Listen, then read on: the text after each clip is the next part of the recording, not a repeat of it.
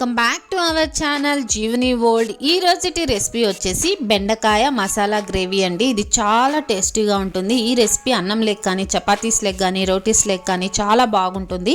ఇది చేయడం కూడా చాలా సింపుల్గా చేసుకోవచ్చు అండ్ ఆల్సో తొందరగా అయిపోతుంది. ఎక్కువ ఇంగ్రీడియంట్స్ కూడా ఏమీ యూస్ చేయము, చాలా తక్కువ ఇంగ్రీడియంట్స్తో క్విక్గా అయిపోయే రెసిపీ అనమాట.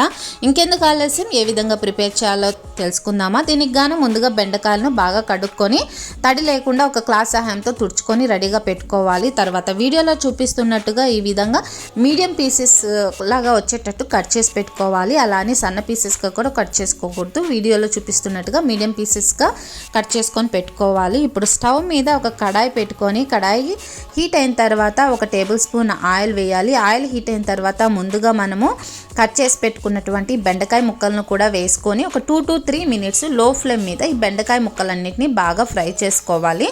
జస్ట్ గోల్డెన్ కలర్ వస్తే సరిపోతుంది. సో ఈ విధంగా వచ్చిన తర్వాత వీటిని సపరేట్ చేసి ఇంకొక ప్లేట్లోకి వేసుకోవాలి.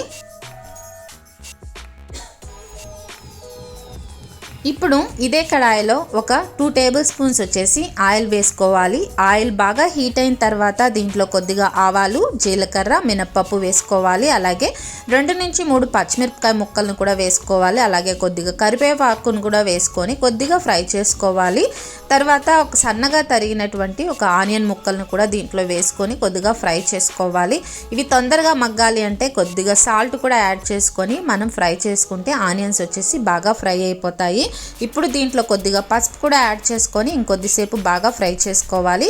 ఇవి వన్స్ మొత్తం ఫ్రై అయిన తర్వాత 2 మీడియం సైజ్ టమోటాలని ఈ విధంగా మిక్సీగా ఆడించుకొని వీటి ప్యూరిన్ కూడా దీంట్లో యాడ్ చేసుకొని ఒకసారి బాగా కలుపుకొని ప్లేట్ క్లోజ్ చేసేసి ఒక 2 minutes అయితే మనం సిమ్లో ఉడికించుకోవాలి. 2 minutes తర్వాత చూస్తే ఆయిల్ అనేది మనకు సపరేట్ అవుతూ ఉంటుంది.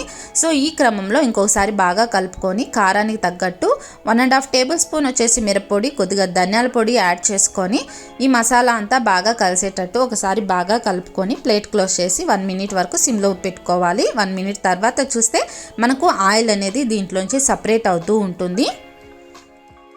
ఇప్పుడు దీంట్లో ఒక కప్ వచ్చేసి పెరుగును ఎలాంటి ఉండలు లేకుండా పెట్టుకొని ఈ పెరుగును వచ్చేసి దీంట్లో యాడ్ చేసుకొని ఈ పెరుగంతా ఈ మసాలాలో బాగా కలిసేటట్టు ఒకసారి బాగా కలుపుకొని ప్లేట్ క్లోజ్ చేసేసి ఒక 2 minutes అయితే మనం పెట్టుకోవాలి.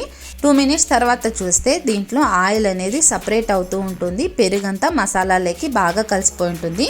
ఈ క్రమంలో మనము ఆల్రెడీ ఫ్రై చేసి పెట్టుకున్నటువంటి బెండకాయ ముక్కలను కూడా వేసేసి ఈ మసాలా మొత్తము ఈ బెండకాయ ముక్కలకు బాగా కలిసేటట్టు ఒకసారి బాగా కలుపుకొని మళ్ళీ ప్లేట్ క్లోజ్ చేసేసి ఒక 2 minutes అయితే మనం బాగా ఫ్రై చేసుకోవాలి. 2 minutes తర్వాత చూస్తే బెండకాయ ముక్కలు కొద్దిగా సాఫ్ట్గా ఉంటాయి. ఇంకొద్దిసేపు బాగా ఫ్రై చేసుకోవాలి.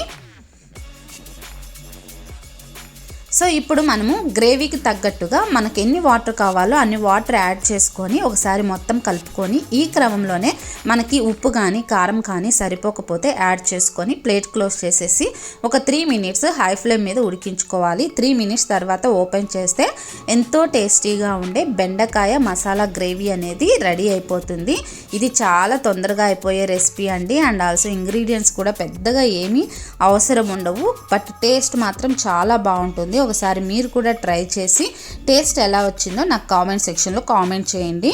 సో ఈ రెసిపీ మీకు నచ్చిందని అనుకుంటున్నాను. ఇదండి ఈరోజు వీడియో. ఈ వీడియో కనుక మీకు నచ్చినట్లయితే వెంటనే ఛానల్ని సబ్స్క్రైబ్ చేయండి, లైక్ చేయండి, అలాగే షేర్ కూడా చేయండి. Thank you for watching. Bye.